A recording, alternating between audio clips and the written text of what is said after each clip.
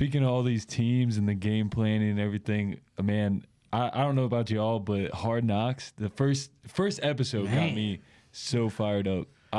Mike Tomlin, man, he steals the show. I mean, he just listening to him talk, his attention to detail, even like seeing him, little things like him just chilling. And he was eating Fritos in the episode and like just relaxing and still talking ball. Like things like that got me so fired up. Like, and the Steelers just it's really cool. Like Hard Knocks, I love the Hard Knocks, but the Steelers were never on it.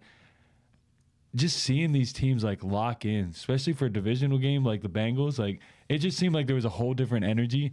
And I don't know what it is every week in and week out, because it couldn't have been like that against the Browns because they didn't look very good. But that Browns was a wake up call, and you could see it in the Hard Knocks episode. Like everybody in the meetings just looked so locked in.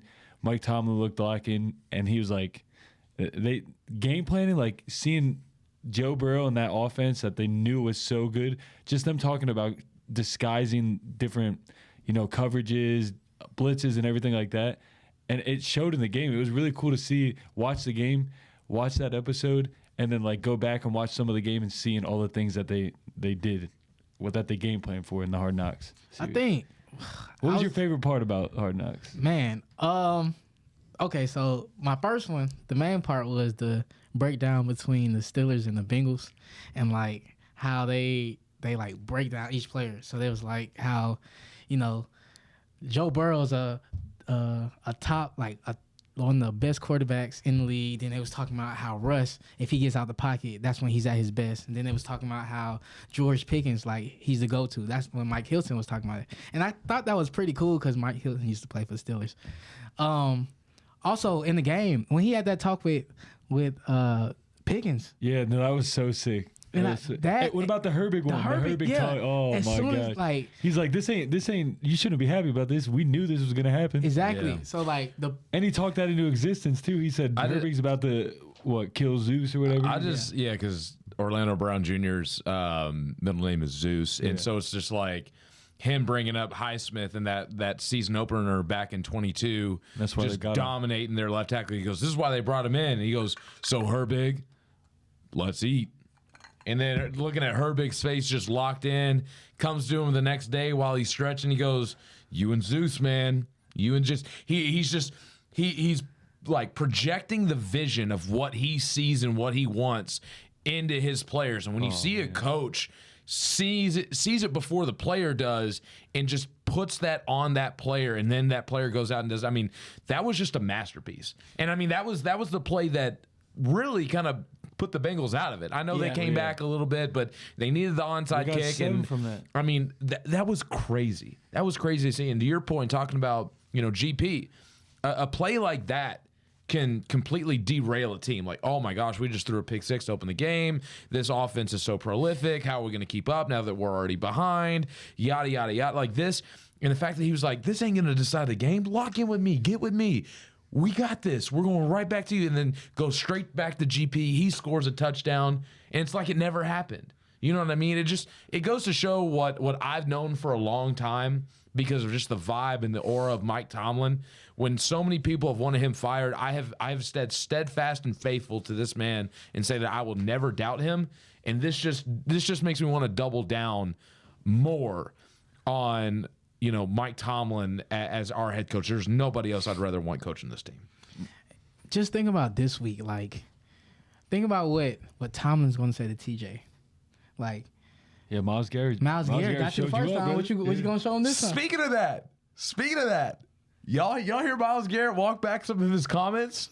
Y'all hear that? Nah. So apparently, and I saw this somewhere on social media right before I came. I didn't dive into it, so I haven't seen this. So if this is some BS and I get duped for this, then you know what? So what? I get duped. But apparently, Myles Garrett says, "Oh, I was just joking about having TJ apologize to me." Blah blah blah blah blah. Well, guess what? We didn't forget.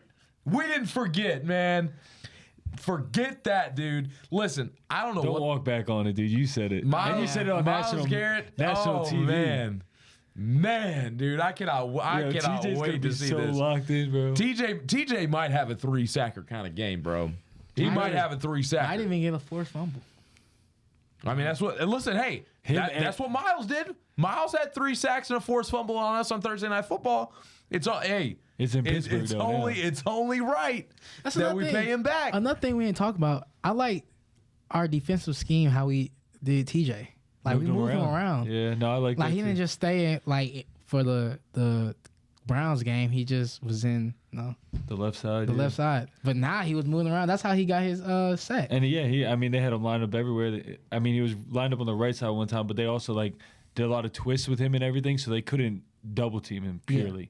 So like that those are things they're gonna have to do the rest of the year. I mean, TJ's gonna get his as long as you scheme him up to get his. If you just put him against double teams all the time, he'll beat a double team every once in a while. But you can't just put double and triple teams. Let him keep taking double and triple teams because that's when he gets worn out. So keep moving around. I think he has a big game. I'm really excited to see that in Hard Knocks too, though. I just think like they're gonna show on Hard Knocks. They're gonna really key in on Myles Garrett during the week and TJ Watt during the week, and it's gonna be beautiful. Also, I can't wait. The joke of the whole show. Let's start at the beginning. What's his name? Kevin Stefanski. Yeah. We're already in the playoffs. Yeah. Who wants to be in the playoffs? We're already in the playoffs. What kind of playoffs are y'all in? And when they started this series, last week? What kind of playoffs are they in? When he said that, I was like, yeah, this franchise is a joke. I would like to point something else out that I noticed. I know you were talking about Tomlin and the team meeting and how locked in the players were. I didn't see any other team meetings locked in the way the Steelers were locked in. No, Joe Burrow and Jamar Chase in the front row, fucking I got the Batmobile, giggling. I got the Batmobile. I gotta take it in. I'll throw for 500 yards. That's cool for $3 million. Yeah. Congrats, bro. You could be Batman, brother.